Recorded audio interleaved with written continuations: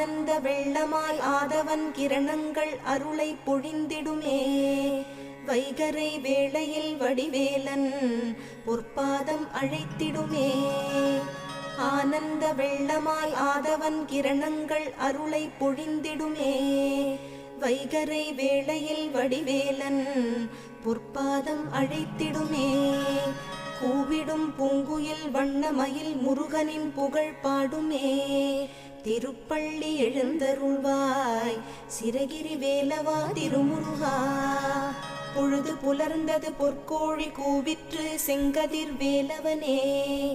சேவலும் மயிலும் உடைய சென்னிமலையானே தேவசேனாபதியே.